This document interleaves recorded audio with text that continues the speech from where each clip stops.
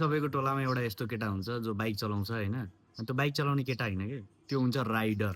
Sorry rider होइन, rider ultra pro Max. ठिक छ, ठीक है यिनीहरूसँग मेन कुरा त के भन्दाखेरि लाइसेन्सै हुँदैन।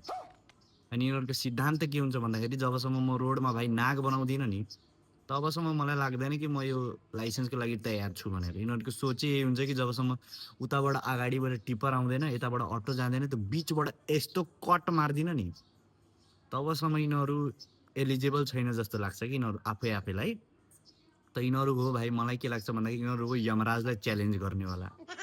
यिनीहरू यमराजलाई च्यालेन्ज गरिरहेछ कि सर हिम्मत छ भने मलाई उठाएर देखाउनु, मेरो हकाइ त यस्तै हो, 120 भन्दा तल त मेरो स्पिड हुँदैन। ठिक छ, त अलिकति बिस्तारै नै चलायो भने राम्रै हुन्थ्यो होला। अनि अर्को कुरा के भन्दाखेरि यिनीहरूलाई सोध्नुपर्छ कि बाबु लाइसेन्स बनाइहाल, झ्याउ हुँदैन, ट्राफिकले समात्यो भने अलिकति गाह्रो हुँदैन भनेर भन्नुपर्छ। त लाइसेन्सले के हुन्छ, 500 को चिट कटाउँछ त नेपाल घुमिहाल्छु म। बाप रे, बुझाउँछ कि 500 को चिट कटाएर नेपाल घुमिहाल्छु। पैसा त यिनीहरूको रुखैमा फलिरहेछ, 500 को चिट कटाइहाल्छ, बरु लाइसेन्स ट्रायल दिन जाँदैन भाइ यिनीहरू। बहुत डेन्जर छ। यिनीहरूलाई भन्नुपर्छ फेरि कि बाबु बनाइहाल न, तँलाई झ्याउ हुँदैन, पुलिस ट्राफिकले समात्यो भने झ्याउ हुँदैन, झ्याउको लागि त बनाइहाल भनेर। त भन्छ ट्राफिकले समात्यो भने के हुन्छ, एउटा फोन गर्छु त छुटिहाल्छु, के टेन्सन छ, केही टेन्सन छ, केही टेन्सन छ।